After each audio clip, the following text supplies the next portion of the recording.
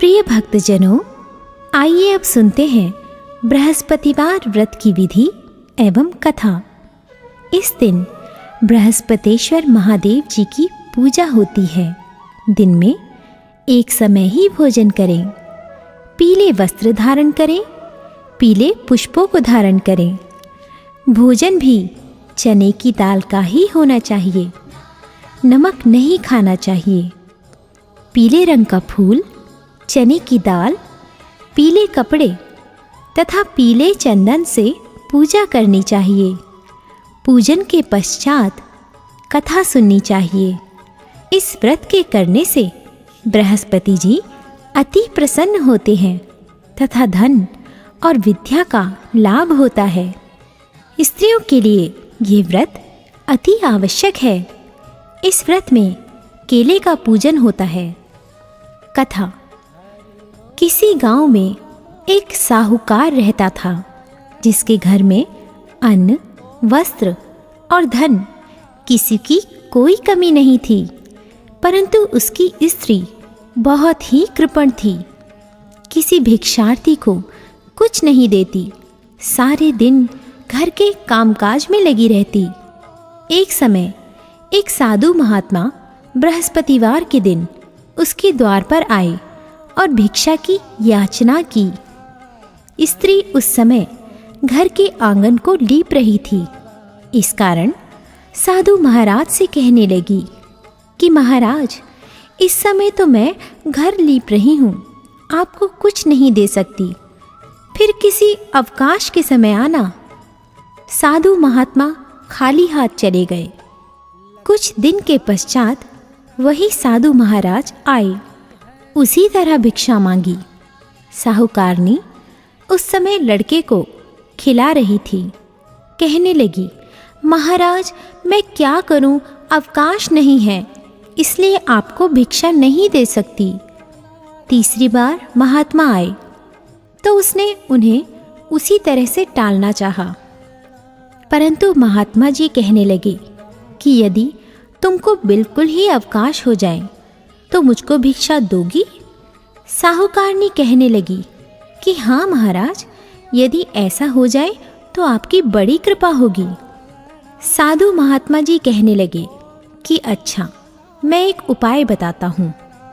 तुम बृहस्पतिवार को दिन चढ़ने पर उठो और सारे घर में झाड़ू लगाकर कूड़ा एक कोने में जमा कर दो। घर में चौका इत्यादि मत लगाओ। फिर स्नान आदि करके घर वालों से कहो उस दिन सब हजामत अवश्य बनवाएं।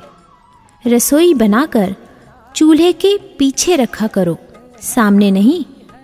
सायंकाल को अंधेरा होने के बाद दीपक जलाओ तथा बृहस्पतिवार को पीले वस्त्र मत धारण करो, ना पीले रंग की चीज़ों का भोजन ग्रहण करो। यदि ऐसा करोगी तो तुमको घर का कोई काम नहीं करना पड़ेगा। साहूकारनी ने ऐसा ही किया। बृहस्पतिवार को दिन चढ़े उठी, झाड़ू लगाकर कूड़े को घर में ही जमा कर दिया। पुरुषों ने हजामत बनवाई, भोजन बनवाकर चूल्हे के पीछे रखा। वह सब बृहस्पतिवारों को ऐसा ही करती रही। अब कुछ काल बाद उसके घर में खाने को दाना न रहा। थोड़े दिनों में महात्मा फिर आए और भिक्षा मांगी, परंतु सेठानी ने कहा, महाराज, मेरे घर में खाने को अन्न नहीं है, आपको क्या दे सकती हूँ? तब महात्मा ने कहा कि जब तुम्हारे घर में सब कुछ था तब भी तुम कुछ नहीं देती थी। अब पूरा अवकाश है, तब भी कुछ नहीं दे रही हो। तुम क्या चाहती हो वह कहो। तब सेठानी ने हाथ जोड़कर प्रार्थना की, महाराज, अब कोई ऐसा उपाय बताओ कि मेरे पहले जैसा धन धान्य हो जाए।